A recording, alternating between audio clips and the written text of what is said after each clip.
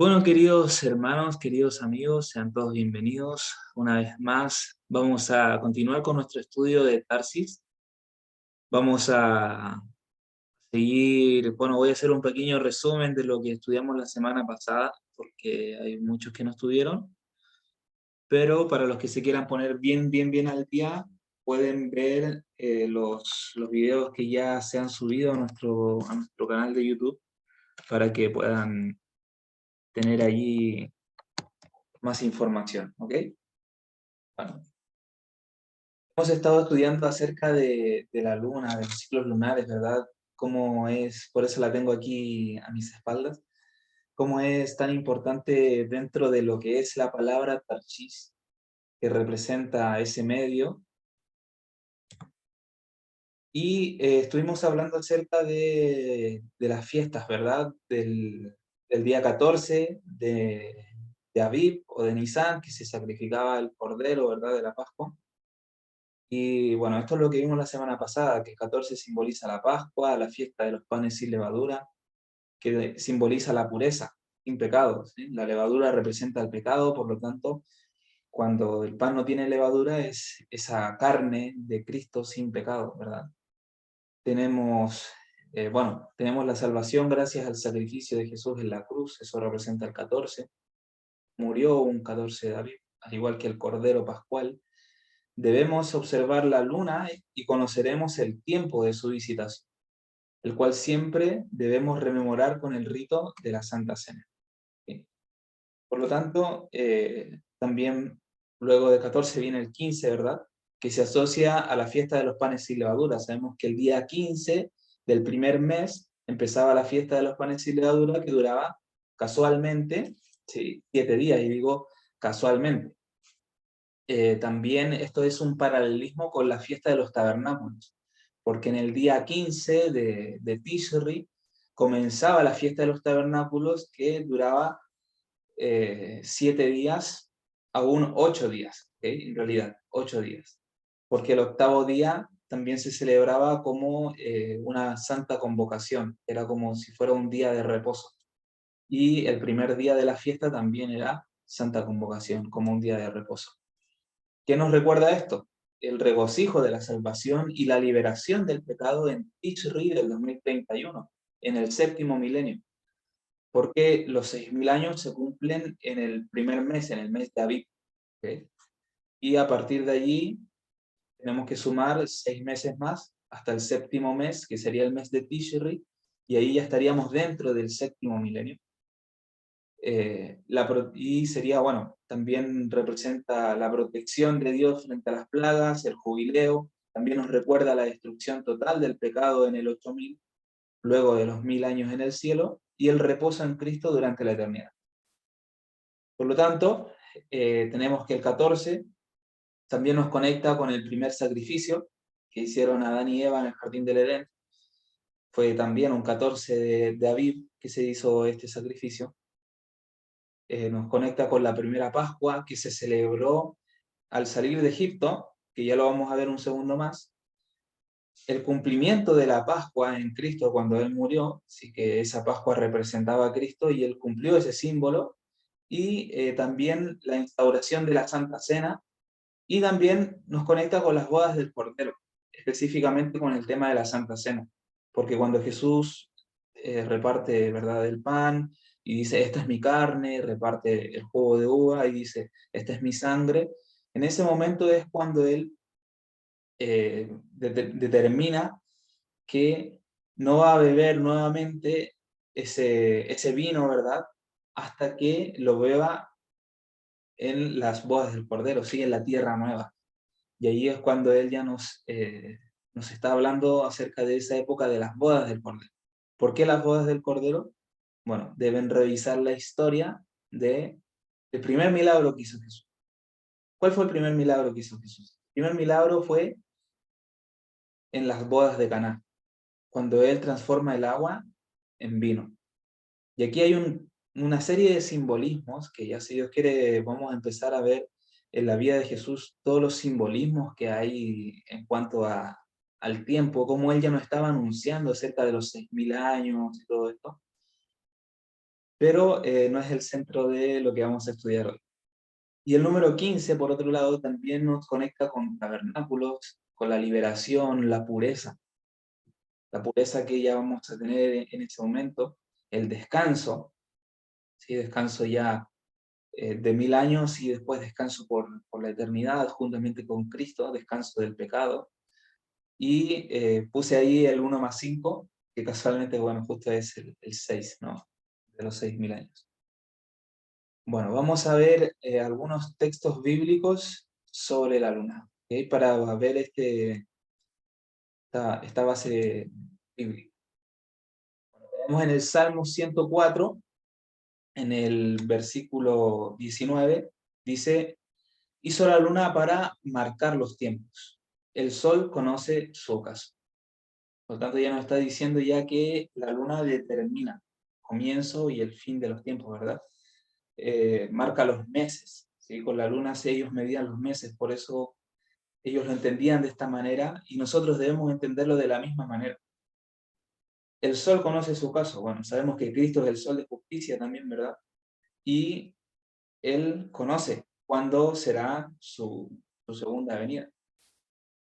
Cuando dice, ni el Hijo sabe cuándo será la segunda venida, ¿verdad? Hay que matizar allí que Él cuando dijo eso estaba acá en la tierra. Él lo dijo como hombre. Y Él no tenía todo ese conocimiento en ese momento específico. Pero sí, ahora lo tiene porque Él es Dios. ¿Sí? Si nosotros buscamos en Primera de Juan 5:20, si no me equivoco, nos dice que Jesucristo es el Dios verdadero.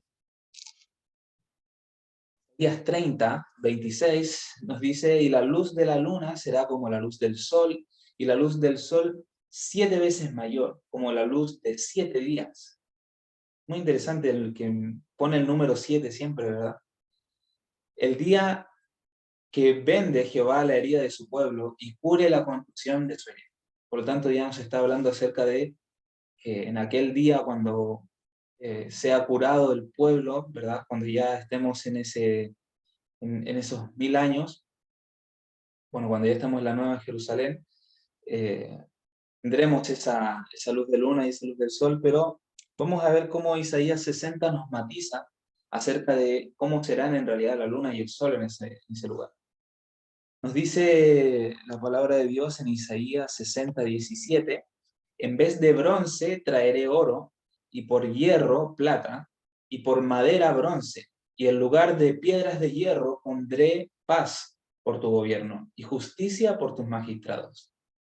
Nunca más se oirá en tu tierra violencia, desolación ni destrucción en tu territorio, sino que, sino que a tus muros llamarás salvación, y a tus puertas alabanza. Y ya nos está hablando en un contexto total de lo que sería la Nueva Jerusalén, ya, ¿verdad? Las murallas, ¿verdad? De la Nueva Jerusalén, las puertas de la Nueva Jerusalén. No habrá violencia, no habrá destrucción, ya completamente sin pecado. Nos dice: el sol nunca más te servirá de luz para el día, ni el resplandor de la luna te alumbrará. Aquí nos está diciendo, no nos está diciendo que no va a haber sol, sino que no es el sol ni la luna los que te alumbrarán, pero sí van a estar. Sino que Jehová te será por luz perpetua, y el Dios tuyo por tu gloria. No se pondrá jamás tu sol, ni menguará tu luna, porque Jehová te será por luz perpetua, y los días de tu luto se habrán acabado. ¿Tendremos en el cielo luna y sol? Sí, sí estará la luna y el sol. Y cuando, bueno, después la Nueva Jerusalén desciende sobre la tierra luego de los 1000 años, seguirá habiendo la luna y el sol. Pero no serán ellos los que nos alumbren, nos alumbrará la luz de Cristo, la luz de Dios, la luz de Jehová. Nosotros remontamos todo de vuelta al Génesis, a la creación. ¿Qué hizo Dios en el primer día? La luz, ¿verdad? ¿Y cuándo hizo el sol y la luna y las estrellas? En el cuarto día. Por lo tanto, la luz no depende del sol y de la luna, ¿sí? La luz proviene de Dios. Y aquí ya nos está determinando esto. ¿Por qué es que sabemos que habrá luna y sol en el cielo? Porque, bueno, la misma palabra de Dios nos dice que la luna nos marca los tiempos. Y ya vamos a ver más adelante cómo en Isaías 66 nos dice que de mes en mes y de sábado en sábado adoraremos al Señor, ¿verdad? Por tanto, ¿cómo vamos a determinar los meses? Porque no habrá noche, no habrá oscuridad. Seguiremos viéndolo a través del mismo sistema que lo veían los judíos. ¿Por qué Dios es que insistió tanto en el calendario que miraran la luna y que cuando aparece la luna nueva y el campo de la mies, etcétera? Justamente por eso, porque es algo perfecto. Muy bien. Vamos a seguir avanzando porque hay bastante por revisar. En la Nueva Jerusalén habrá luna para señalar los tiempos. Además, con la luna llena recordaremos el triunfo de Cristo en la cruz, de su pueblo fiel o libre de pecado. Recordamos que cuando Cristo muere en la cruz y ya después pasa esa noche del 15 en la tumba, justo era luna llena en esa noche, ¿verdad? Entonces nos muestra también cómo es ese triunfo verdadero de Cristo por el pecado. Y bueno, pasamos a Éxodo 12. Vamos a leer, bueno, lo hemos leído varias veces este capítulo, que nos cuenta acerca de la Pascua, ¿verdad? Vamos a leer desde el versículo 10 en adelante. Nos dice, ninguna cosa dejaréis de él hasta la mañana, y lo que quedare hasta la mañana lo quemaréis en el fuego. Está hablando acerca de el cordero de Pascua, que se debían comer. Dice, y lo comeréis así, ceñidos vuestros lomos, lo calzado en vuestros pies, y vuestro bordón en vuestra mano, y lo comeréis apresuradamente. Es la Pascua de Jehová. Ya no se comía así como haciendo sobremesa, ¿verdad? Y se ponían a conversar entre todos, sino se comía apresuradamente, rápido. Pues yo pasaré aquella noche por la tierra de Egipto y heriré a todo primogénito en la tierra de Egipto, así de los hombres como de las bestias, y ejecutaré mis juicios en todos los dioses de Egipto. Yo, Jehová. Y la sangre os será por señal. Y aquí uso la palabra ot, ¿sí? Que la palabra hebrea ot. Cuando estuvimos viendo también el tema de Tarsis, también la palabra Tarsis nos hablaba de una señal. ¿Sí? Esa señal de Ezequiel, ¿verdad? En las frentes. Bueno, aquí nos está hablando de que la sangre será por señal. En las casas donde vosotros estéis. Y veré la sangre y pasaré de largo en cuanto a vosotros. Y no habrá en vosotros plaga de mortandad cuando hiera la tierra de Egipto. Y este día os será en memoria y lo celebraréis como fiesta solemne para Jehová durante vuestras generaciones, por estatuto perpetuo lo celebraréis. O sea, perpetuo es para siempre. Y aquí nos está hablando también acerca de básicamente el simbolismo de la sangre de Cristo, ¿verdad? Esa sangre que se ponía en los dinteles y en el dintel y en los postes de cada puerta. Y esto tiene un paralelismo tremendo con lo que sucederá sobre el fin del tiempo cuando empiecen a caer las plagas sobre el mundo. Tenemos en el Strong la palabra señal, que como vimos es ot, es justamente la 226, que viene de la 225, que significa aparecer, viene en el sentido de aparecer. Y el 225, que es ut, dice propiamente venir. Por lo tanto, aquí ya nos está hablando acerca de aparecer, venir, ¿sí? Justamente con el tema del el cordero que fue inmolado, que vino en el 4000, que vendría. Ya nos estaba hablando acerca de esta señal que en verdad era el verdadero cordero de Dios. Por lo tanto, tanto ot como unt, que son estas palabras que están en hebreo escritas ahí la parte de arriba, venir, aparecer, las dos tienen la Aleph y la Tab, ¿sí? Que son, vimos que la Tab era la señal, y sería lo mismo que el Alfa y Omega, Dios, Cristo. Siguiendo con la lectura de Éxodo 12, podemos ver en el capítulo 12, del versículo 23, nos dice, porque Jehová pasará hiriendo a los egipcios, y cuando vea la sangre en el dintel y en los dos postes, pasará Jehová de aquella puerta, y no dejará entrar al heridor en vuestras casas para herir.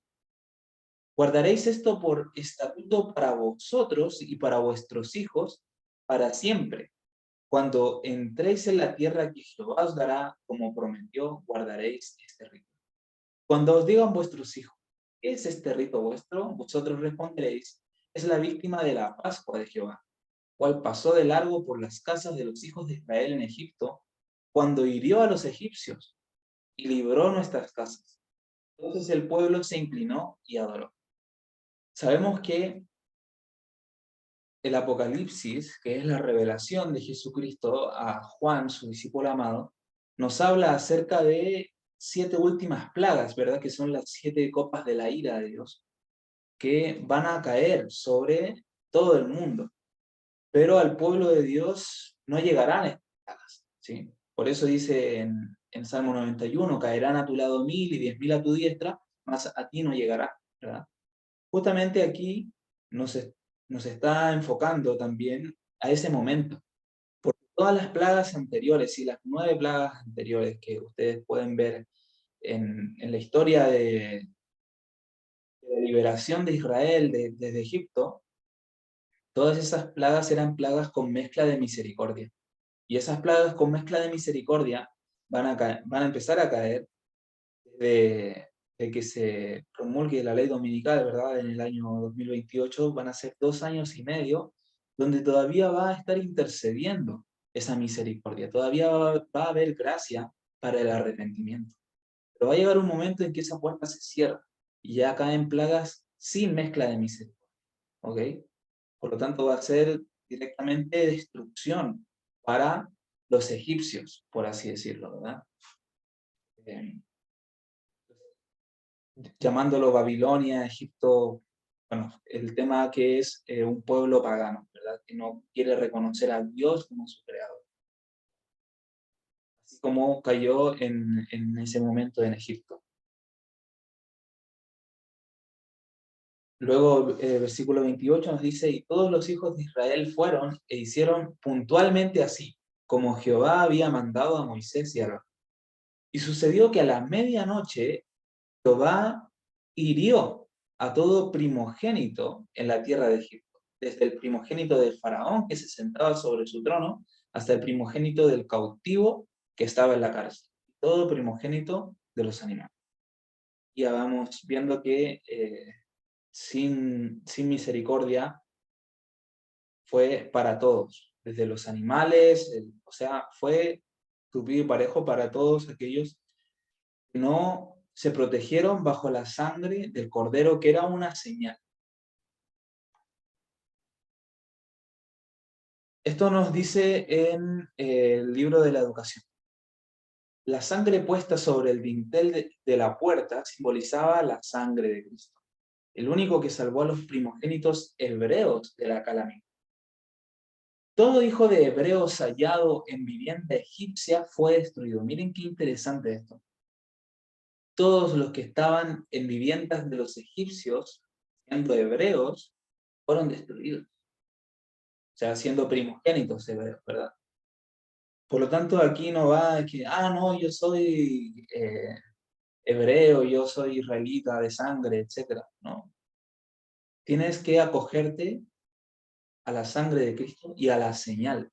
Y vamos a ver también la profundidad de esta señal.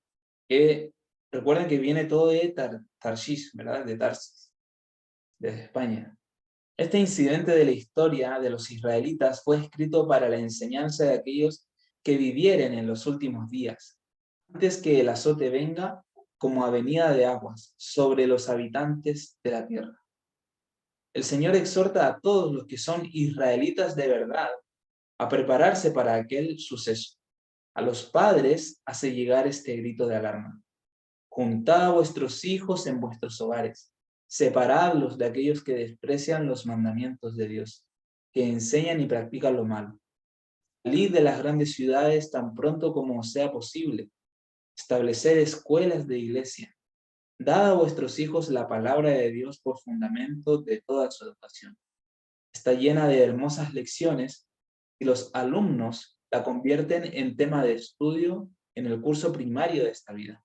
Estarán preparados para el curso superior en la porvenir. Por lo tanto, todo esto que les sucedió a ellos sucedió como ejemplo, como dice la misma palabra de Dios, ¿verdad? Para nosotros, quienes han llegado a los fines de los tiempos. Por lo tanto, debemos estar pendientes de estas cosas y saber de que debemos acogernos a los requerimientos de Dios, ¿sí? A la palabra de Dios, lo que Él manda, no a lo que el hombre manda. Bueno, y aquí vemos justamente este hombre pintando el dintel y los potes, cómo es representado por esa, ¿sí? En realidad ellos estaban acogiéndose a Tab. Y si nosotros miramos en el alfabeto hebreo, están marcadas en rojo todas las palabras que están dentro de la palabra Tarshish, ¿sí? Que sería la Yod, la Resh, la Shin, que sería Sin y Shin, y la Tau. Y si ustedes ven la Tau, que sería la última, que es la que vimos anteriormente aquí en esta, ¿verdad? Significa marca, señal, firma, y su forma de representarla pictográficamente son dos palos cruzados, así como una cruz, ¿verdad? Ustedes lo pueden ver allí en la imagen, en la parte inferior. Dos palos cruzados, por lo tanto, lo que estaban pintando en realidad era la cruz de Jesús. Por lo tanto, esa tau representa a Cristo. Su valor numérico es 400. El número 4 justamente en Cristo. Sol de justicia. Sol que fue creado en el cuarto día, el año 4000, cuando Cristo murió, en el año 31, justo el año 4000. Los 6000 años se cumplen el 14 de Aviv del año 6000, ¿verdad? Del año 2031. Aquí vemos la palabra Tarshish, ¿sí? Ustedes saben que el hebreo se lee desde derecha a izquierda. Nosotros leemos en nuestro idioma, el español, ¿verdad? Leemos desde izquierda a derecha. El hebreo se lee al revés. Tenemos primero la Tab y la Reish, que en su valor numérico suman 600, por lo tanto es igual a 6, ¿sí? Si le quitamos los ceros. Y tenemos la Shin para la parte que es Shish, porque la primera es Tar y la segunda es Shish. La Shin, la Yod y la Shin nuevamente, que sumados dan 610. Si nosotros sumamos 6 más 1, es 7. Y curiosamente, 7 más 6 es 13. Tenemos el 6, el 6000, el 7, el 7000, y tenemos el 13, que tanto se usa del lado oscuro, ¿verdad? Los cabalistas, desde el lado de la masonería, ellos todos usan el número 13, pero en realidad el número 13 es un número que también representa al lado divino. Si nosotros vemos, fueron 12 discípulos más Jesús, son 13. Vemos también las tribus de Israel, fueron 12 tribus más los levitas, nuevamente son 13. Siempre el número 13 estuvo ahí, y si sumamos 3 más 1 es 4 nuevamente, y nos vuelve a llevar a Cristo en el año 4000. Es muy interesante todo esto. Y si nosotros vemos el significado, porque las letras en hebreo tienen un significado de palabra también, no solamente numérico, sino también un significado en palabras. La letra Tab marca, señal. La Reish sería principio, principal, arriba, cabeza de hombre. Por lo tanto, ya nos está hablando acerca de esa marca, esa señal en la cabeza, ¿sí? En la frente, como hablando de los 144.000, ¿verdad? Al final, como nos declara el libro de Revelaciones. Y la parte de Shish, tenemos la Shin, la Yod y la Shin nuevamente, que es Yod es trabajar, tirar, alabar, el costado traspasado de Jesús, bueno, trabajar, tiempo de trabajar. Y la Shin es filudo, prensar, comer, y dos. 2 veces, porque tenemos la shin 2 veces. Justamente analizándolo para el tiempo que estamos viviendo, el tiempo final, el tiempo del mensaje del cuarto ángel, que es representado por Tarsis, nos está justamente llevando a eso, a trabajar, a tirar. ¿Qué es lo que hace el buey, verdad? Tira la carga. Nosotros también vamos juntamente con el buey mayor, que es Cristo, vamos tirando esa carga, ese mensaje, y bueno, acogiéndonos al costado traspasado de Jesús, y conociendo de que, bueno, en el tiempo ya de la tribulación final, Dios es el que nos dará de comer, Él nos va a alimentar. Y Él es el que pone esa señal y esa marca en nuestra cabeza. También nos habla de otra señal, la palabra de Dios. Y la vamos a ver, bueno, en varios textos. Isaías 60:23 nos dice: y sucederá que de mes en mes, y de sábado, aquí es Isaías 66:23. Yo me equivoqué en el número, perdonen. Lo voy a corregir en este momento porque no fue el único error que cometí. Errores humanos. Mientras estemos aquí en esta tierra, todavía vamos a seguir equivocándonos. Isaías 66:23 nos dice: sucederá que de mes en mes y de sábado en sábado vendrán todos a adorar delante de mí, dijo Jehová. El sábado, y de mes en mes, ¿cómo vamos a saber cuándo comienza el mes? Bueno, por la luna, ya lo sabemos, ¿verdad? Génesis 2, del 1 al 3. Quedaron pues acabados los cielos y la tierra y todo el ejército de ellos. Y acabó Dios en el día séptimo la obra que hizo. Reposó el día séptimo de toda la obra que hizo. Y bendijo Dios al día séptimo. Lo repite 3 veces. Él lo repite 3 veces, justamente 3, ¿no? Y lo santificó, porque en él reposó de la obra que había hecho en la creación. Por lo tanto, no es un tema que solamente se lo dio a los judíos, los israelitas, sino que desde la creación él ya bendijo y santificó el día sábado, ¿verdad? Es un día santo, es un día glorioso, es un día bendito para el Señor.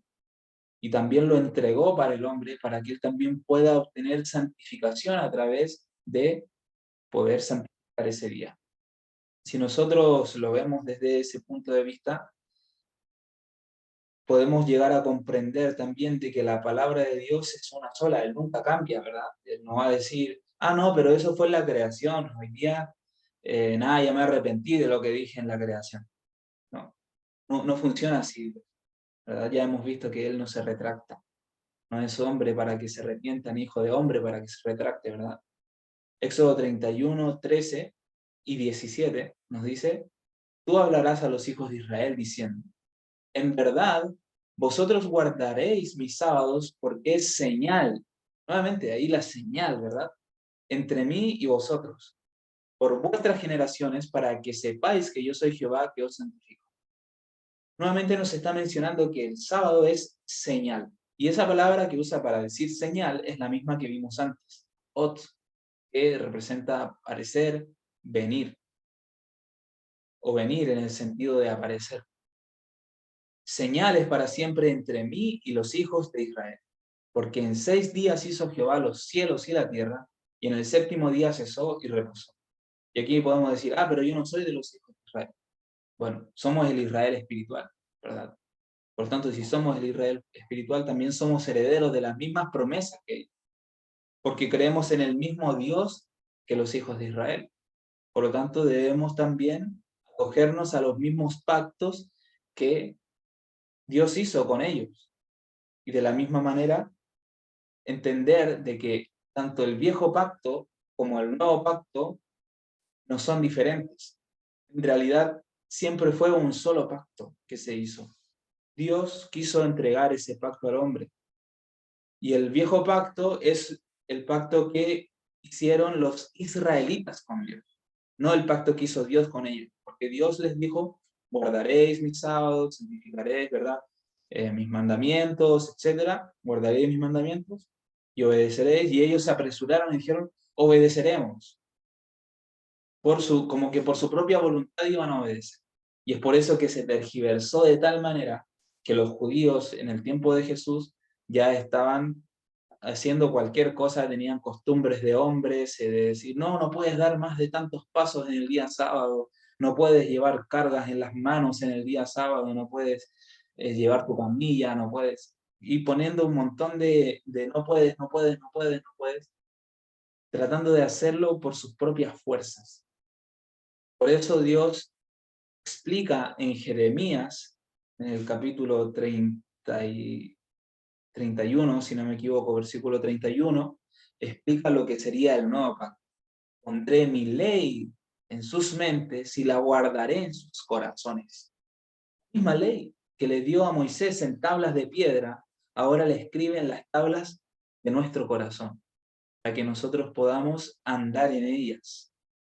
Gracias al Espíritu Santo. Gracias a la obra del Espíritu Santo es que nosotros podemos obedecer. No como el pueblo de Israel que quiso hacerlo por su propia fuerza. Eso debemos entenderlo. Por lo tanto, nuevamente aquí nosotros podemos ver, bueno, aquí se me corrió el circuito rojo, en realidad estaba para poder mostrarles que, bueno, quiero que lo vean. Perdón, yo soy muy perfeccionista.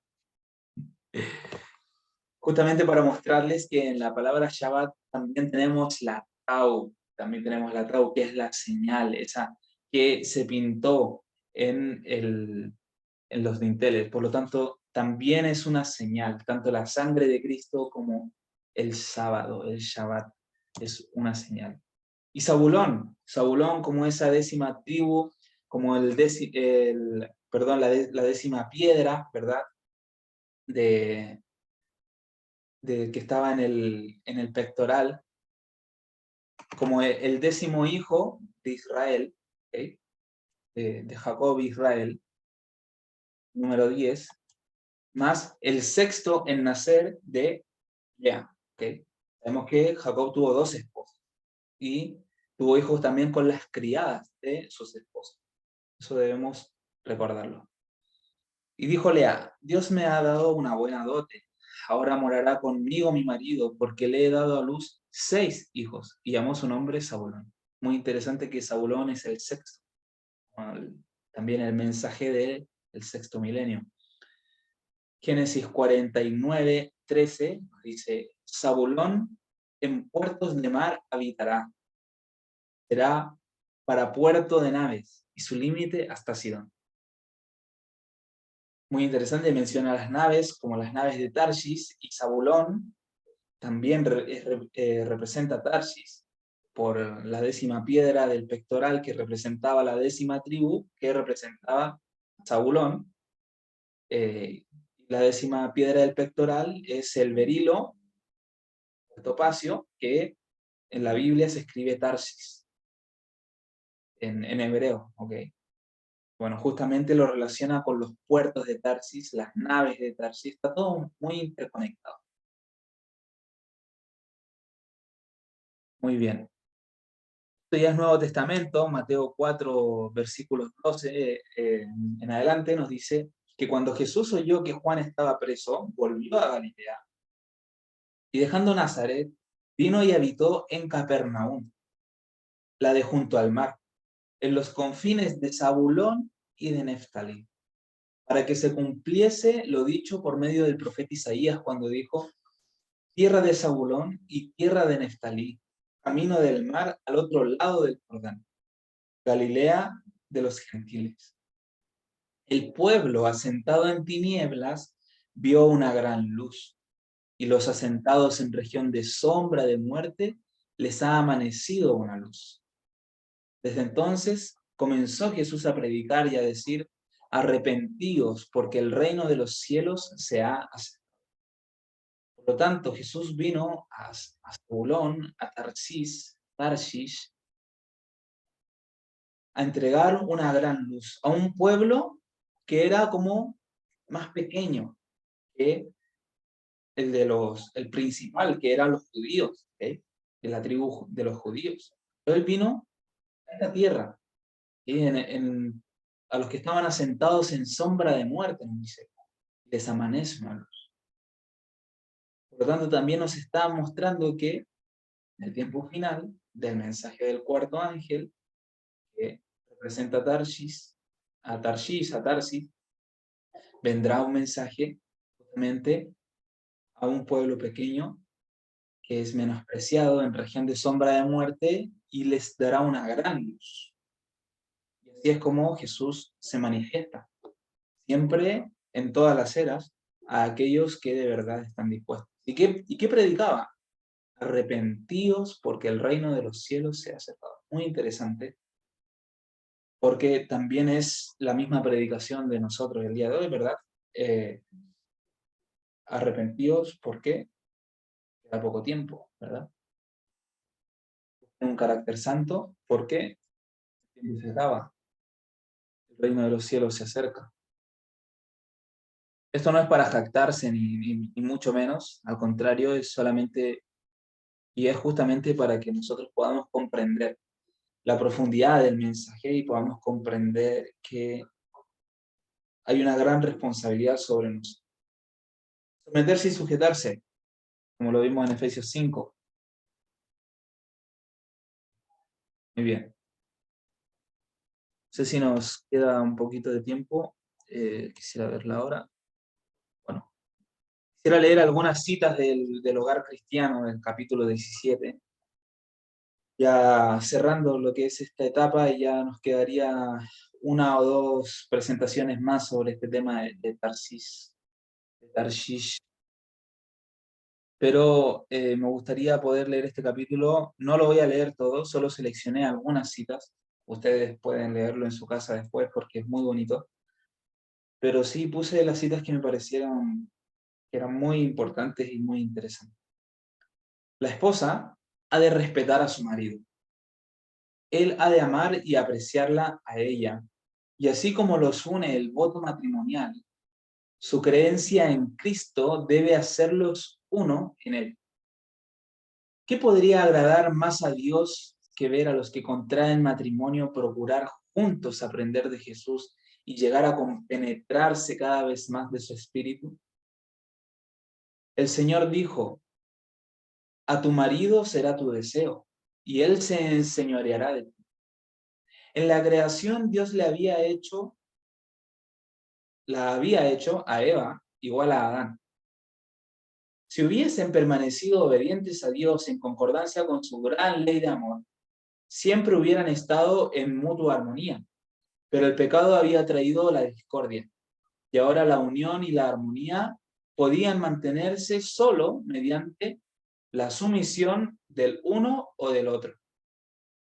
Eva había sido la primera en pecar y había caído en tentación por haberse separado de su compañero, contrariando la instrucción divina.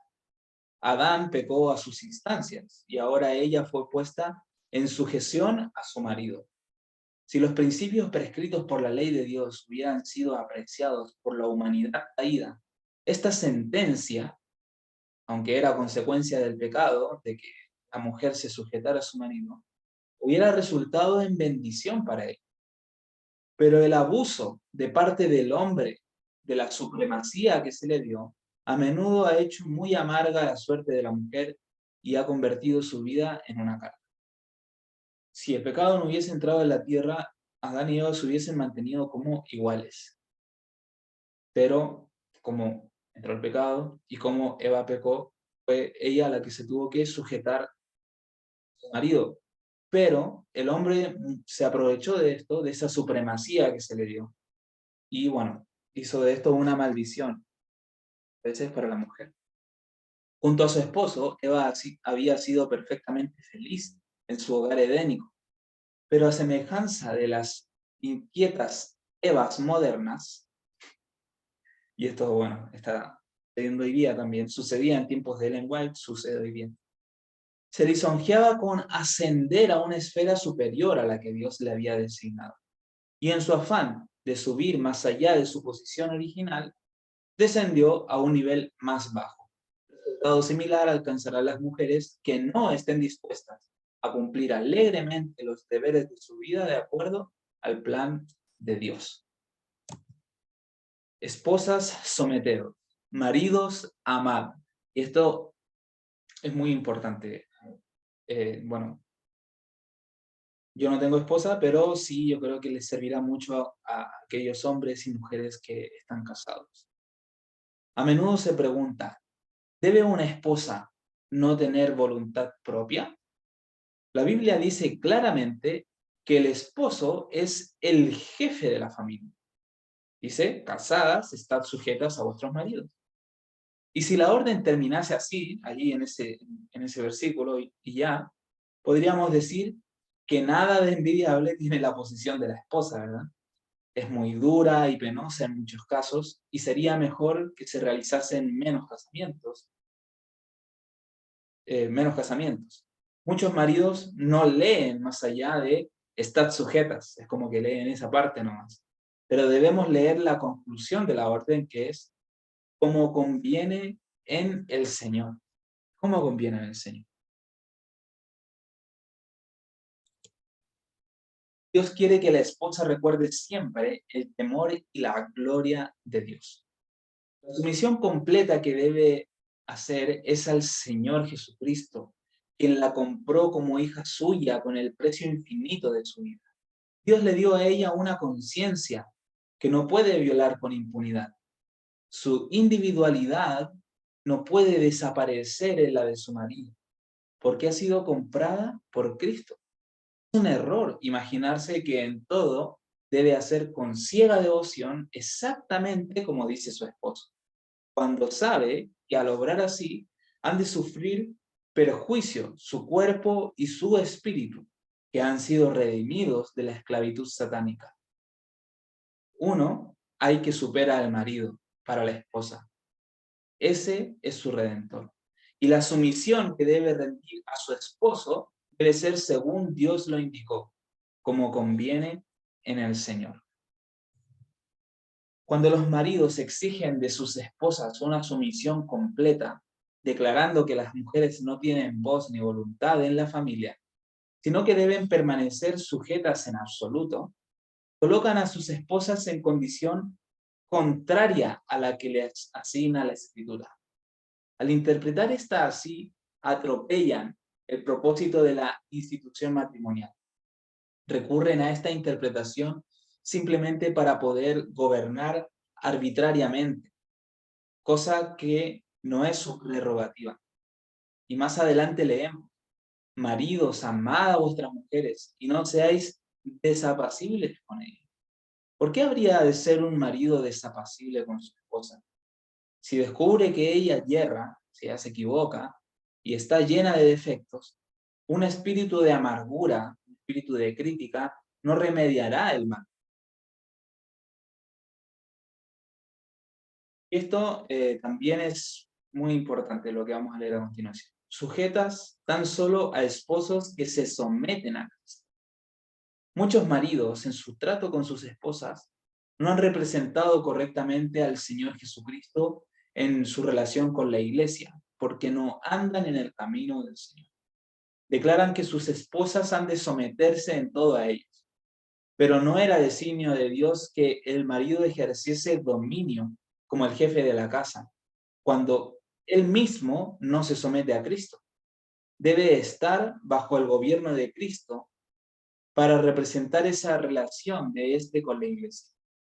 Si es tosco, rudo, turbulento, egoísta, duro e intolerante, no diga nunca que el marido es cabeza de la esposa y que ella debe sometérsele en todo, porque él no es el Señor, no es el marido en el verdadero significado del término.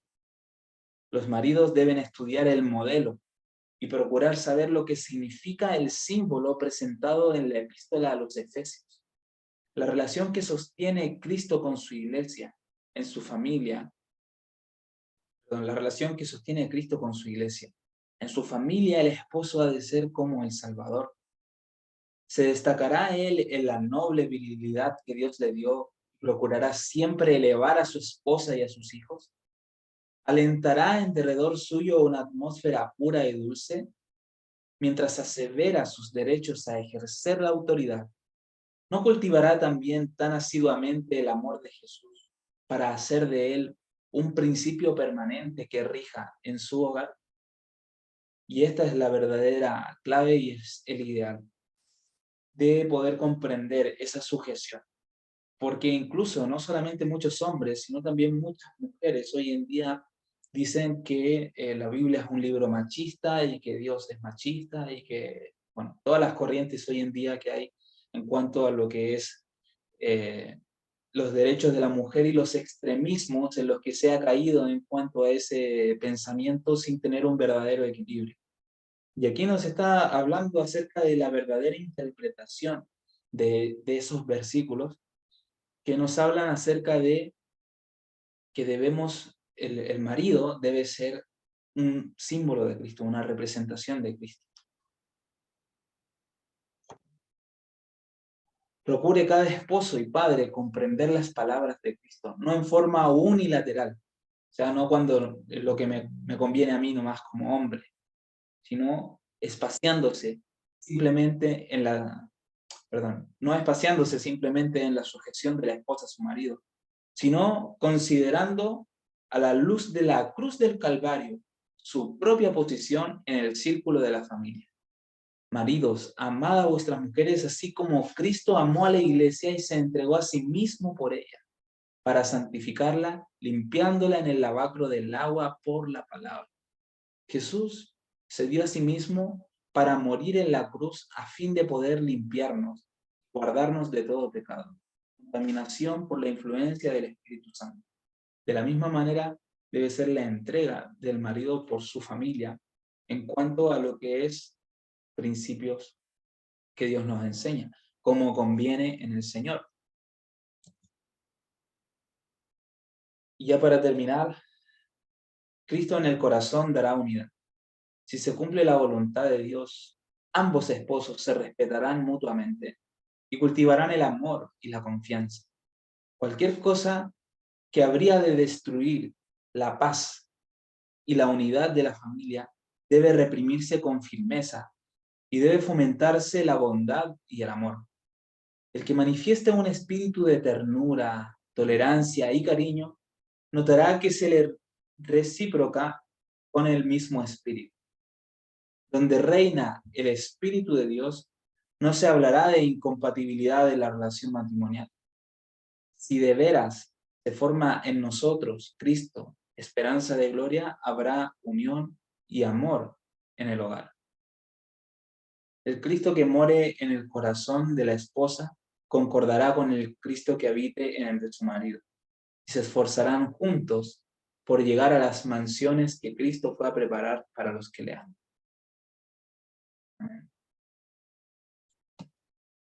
Muy bien, mis queridos hermanos.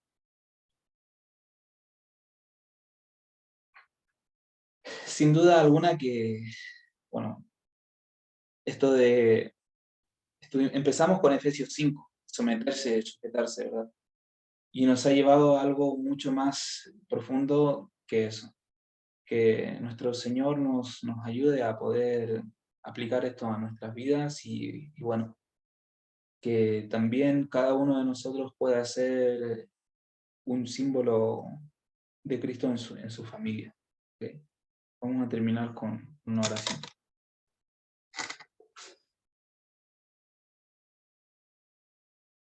Padre bendito que estás en el cielo, santificado sea tu nombre, Señor. Señor, estamos delante de tu presencia, dándote gracias, Señor, en el nombre de Jesús por enviarnos este mensaje, por, por tenernos, Señor, en tu, en tu misericordia, Señor, y entregarnos a este ministerio, Señor, para poder conocer todas estas grandes verdades que tú has dejado para nosotros en este tiempo.